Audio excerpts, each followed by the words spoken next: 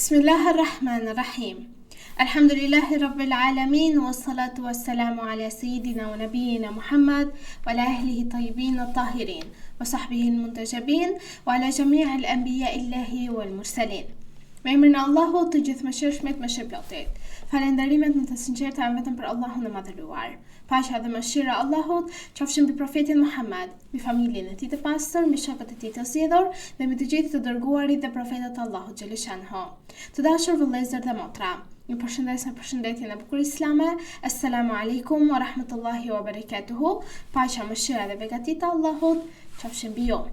Për ditën e sotme do të flasim rreth temës gruaja, çelësi i mëshirës në shoqëri. Në Kur'an ekziston një sure e plot e cila quhet sura An-Nisa, që i dedikohet grave. Nuk ekziston një sure përballë saj me emrin Ar-Rijal pra burrat, dhe mund të duket sikur është thjesht një emërtim, por emrat e sureve të Kuranit nuk janë tituj të vendosur pa një qëllim të caktuar. Atëherë, pse Kurani zgjodhi që gratë të mbajnë emrin e një sureje të plot? Ndoshta sepse gruaja ka qenë ndër ata që janë nënshtruar më së shumti pa drejtësisë gjatë historisë së njerëzimit. Prandaj Kurani e vendosi çështjen e gruas në zemër të shpalljes hynore e jo në skajet e saj. Kurani nuk u mjaftua vetëm duke i dhënë asaj të drejta, por u përball me vetë rënjën e këndvështrimit që e lejonte cënimin e ekzistencës së saj. Madje e bëri skenën e vrasjes së vajzës së porsalindur një krim për të cilin do të pyetet në ditën e gjykimit ai që e ka bërë këtë. Allahu thot: Bismillahirrahmanirrahim. Dhe kur vajzës së varrosur për së gjallit i bëhet pyetja, për çfarë mëkati u vra? Ajetet 8 dhe 9 të surës Takwir. Pra Kurani nuk e pyeti fillimisht vrasësin, por pyeti vajzën që ju bë padrejtësia. Sikur Kurani të donte t'ia kthente gruas një zë që i ishte marrë dhe t'i thoshte njerëzimit: ajo që nuk mundi t'i mbrohej vetë, do të ketë një ditë kur e gjithë bota do të pyetet për krimin që u krye ndaj saj. Pastaj, Kurani paraqiti modele grash që nuk i ngjajnë as pak me imazhin dytësor që historia shpesh u ka dhënë grave. Kemi shembullin e Hazreti Mariemës, të cilën Allahu e zgjodhi dhe e pastroi atë nga çdo papastërti, duke e bërë shembull të besimit dhe të pastërtisë.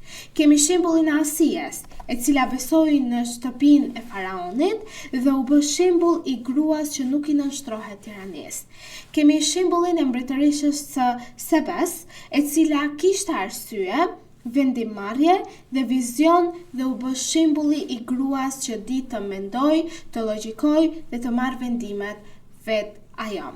Si dhe dha shembullin e nënës së Musait, siguria e së cilës e mposhti frikën për fëmijën e saj, duke u bërë shembull i nënës tek e cila mëshira shndrohet në forcë dhe sakrificë.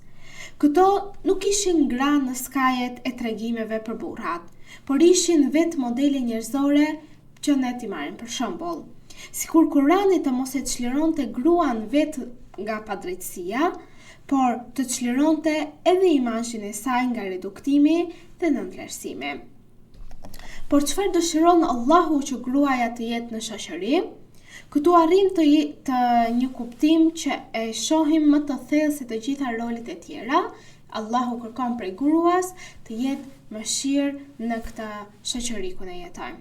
Profeti Muhammad, paqja dhe bekimet e Allahut qofshin mbi të dhe mbi familjen e tij, ka thënë: kur Allahu krijoi qiejt dhe tokën, krijoi 100 mëshira, dhe një prej tyre vendosi atë në tokë te nëna, ku nëna tregohet e dhëmshur nga fëmijës së saj.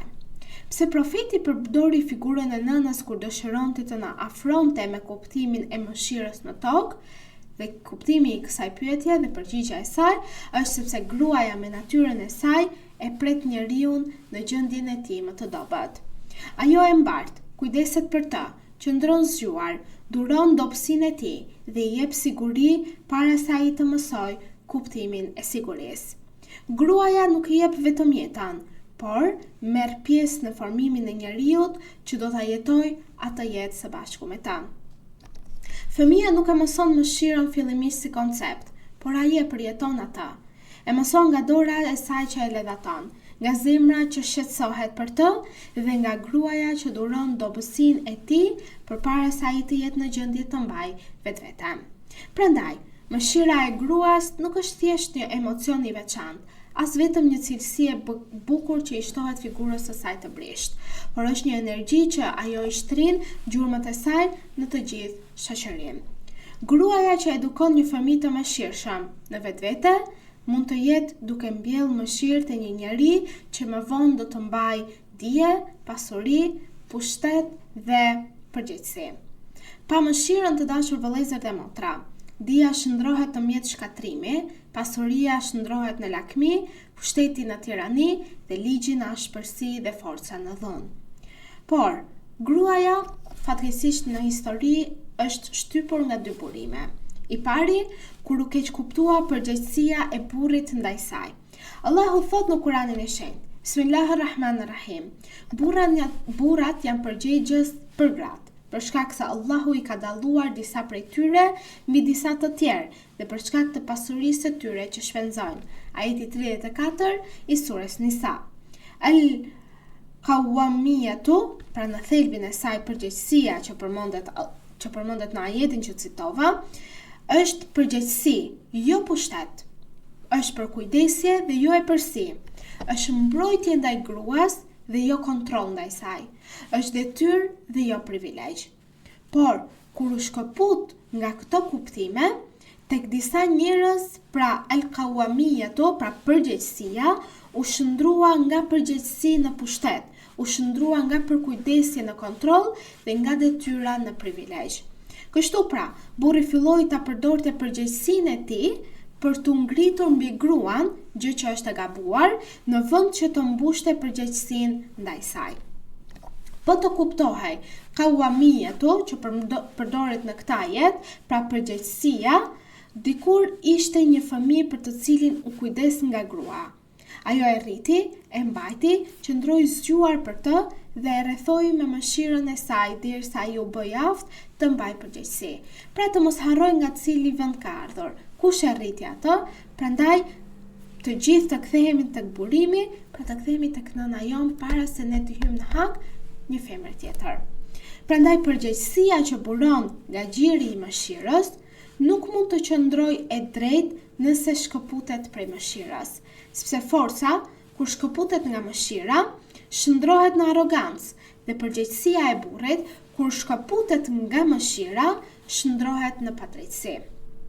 Dhe burimi i dytë të nderuar dëgjues dhe shikues që i është bërë grua si shtypje, përveç se në keqkuptimi i ajetit 34 të surës Nisa, pra kur Allahu thot burrat janë përgjegjës ndaj grave të tyre, pra përgjegjës si përkujdesës, si mbrojtës, si detyrues ndaj saj dhe jo si pushtetues, jo si epërsi dhe jo si kontroll e privilegj.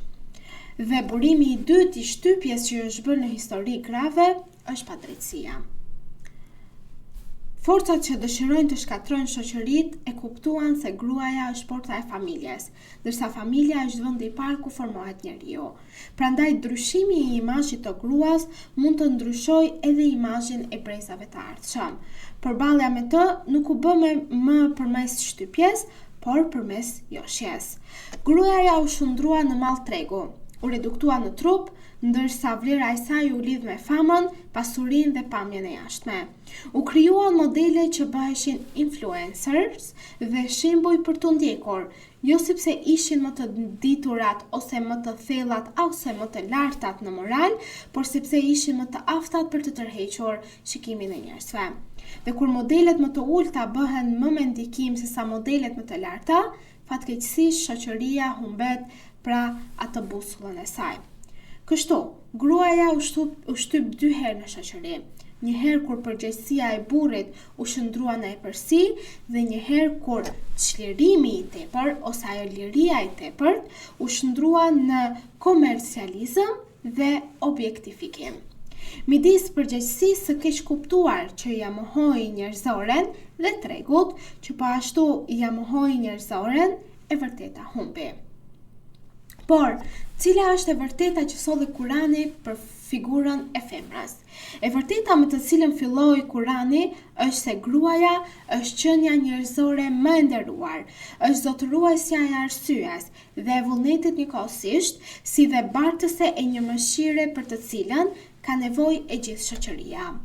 Nuk mund të ketë një shoqëri të shëndosh pa një grua që njeh vlerën e mëshirës që Allahu ka vendosur tek ajo. Pra gruaja nuk formon vetëm një fëmijë, por ajo formon një njeri që më vonë do të formojë shoqërinë dhe brezat e ardhshëm. Prandaj, ndoshta në surën An-Nisa, Grat është një sure e cila përmban jo vetëm përshkrim për gruan, por përmban një figurë të lartë që Allahu vendosi që ajo të mbajë në supet e saj një përgjegjësi të lartë për hapjen e mëshirës, e dëmshurisë, e butësisë dhe mësimin e një brezi të ri. Sepse çështja e gruas, të nderuar dëgjues dhe shikues, nuk është vetëm çështje e grave, por është një çështje që i takon të gjithë njerëzimit, është çështje e mëshirës me të cilën fillon njeriu, me të cilën drejtohet familja, me të cilën drejtohet shoqëria dhe me këtë cilësi të lartë ndërtohet e gjithë bota njerëzore. Prandaj figura e gruas është shumë e rëndësishme në jetën e njeriut, sepse nga ajo lind çdo gjë, nga ajo fillon edukimi i një brezi dhe nga aty fillon mëshira, burimi i mirësisë dhe më të mirave në këtë botë. Në këtë momentit të nderuar dëgjues dhe shikues, duke ju lënë mbrojtjen e ndihmën e Allahut xhaleshanhu, ju përshëndes me përshëndetjen e bukur islame. Assalamu alaikum wa rahmatullahi wa barakatuhu. Paqja, mëshira dhe begatit e Allahut qofshin mbi ju.